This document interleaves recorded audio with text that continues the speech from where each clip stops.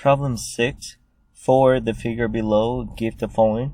A. One pair of vertical angles. So we're going to do, on the computer, you just need to list down one pair. The scene we're reviewing right now, I give you a few vertical angles. Vertical angles. Okay. So vertical angle is the angle across from each other to a point. For example, angle 1, vertical angle from 1 is 3. Across from 1 is 3.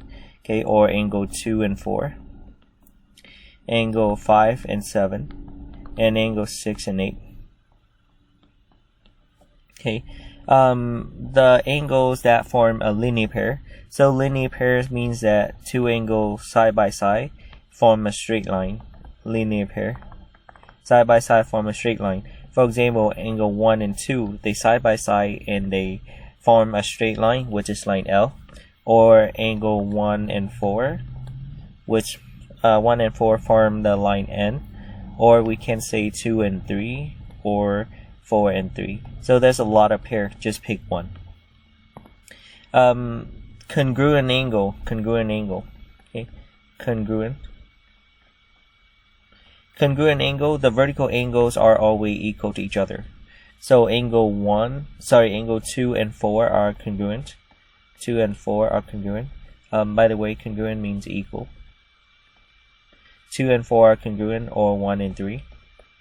Or 5 and 7, any vertical angle. Or 6 and 8.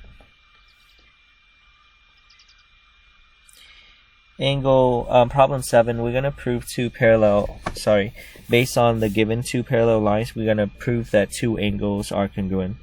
The proof break down as 3 columns. So first, you need to give a statement. Second is reason. And last one is a line. So based on ALEKS, they also require you to list down or write down the line that you prefer to when you talk about when you give your reason. Okay, number 1, we all start with given. So A parallel to B is given. 2, since A parallel to B, then angle 3 congruent to angle 6. 3 congruent to 6. Because of the alternate interior converse. However, on ALEKS, they won't give you that one. They will give you a thing look like this. If lines parallel, then alternate interior angles are congruent. Okay, so on ALEKS, there's two sentences look like this. First is if lines are parallel, alternate interior are congruent.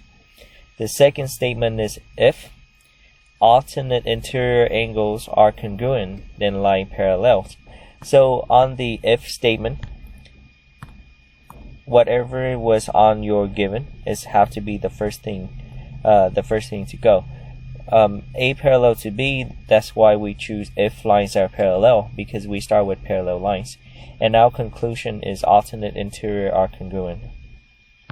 And the line that we, when we say this reason, we prefer to line 1, where A and B parallel.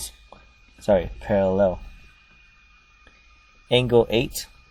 Solve for x. So quadrilateral has the sum of all angle is 360 degree. So we're gonna take 360 minus 101 minus 119 and minus 61. So that will give us 9, 6, 7, 8, 8, 2, 8, 1, 2, 3. So it's 89 degree. 89 degree as the final answer for x. Number 9, they give us a parallelogram with 2 sides and 2 angles. The side length is JN, which is 4, and NL, which is 3x plus 1. We know that JN equals to NL, therefore 4 equals to 3x plus 1. To solve for x, you minus 1 on both sides. That will give you 3 equal to 3x. And to get x by itself, you divide by 3, so x equal to 1.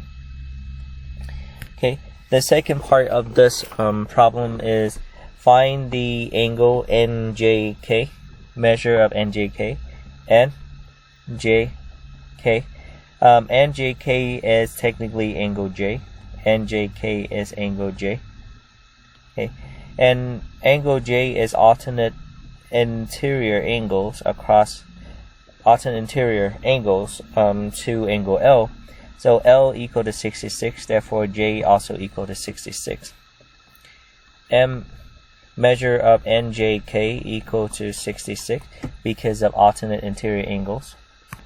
Same thing with the other angle, the NKL is alternate interior angle to angle M. So this is 42, this is going to be 42. Measure of NKJ equal to 42 degree. Okay, number 3. Number 3, to find the three vertices of a parallelogram are shown in the figure below. Give the coordinate of the fourth vertex. So we talk about this in class. So first you're gonna do is pick the middle point. And a side point, it doesn't matter which one. Let's say we have 1, 6 as middle point, side point is -3 and 4. We're gonna do is find the slope, y2 minus y1 over x2 minus x1. So x1, y1, x2, y2, that will be -3, y go first. That would be 4 minus 6 over -3 minus 1. That will give us -2 over -4. -2 is the y value because it's come from y2 minus y1, and -4 is the x value. So based on the based on the third point, -1, 0, we're gonna line up the y value correctly, which is -2, and x value correctly, which is -4. That will give me -5, -2. So -5, -2 is about somewhere here, and you go down 2 units. We can think this problem at the concept.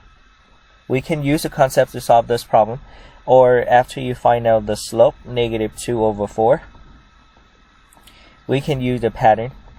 Means that from this point 1, 6, you go down 2 units and you go over 4. 1, 2, 3, 4. We're gonna do the same thing, go down 2 and go over 4. 1, 2, 3, 4. So that is the alternate way instead of using algebra to solve for the fourth point. Unfortunately for number 10, they don't give you the grid for you to count how many spaces, so it's also kind of hard to guess the point. My suggestion is use a concept like we did.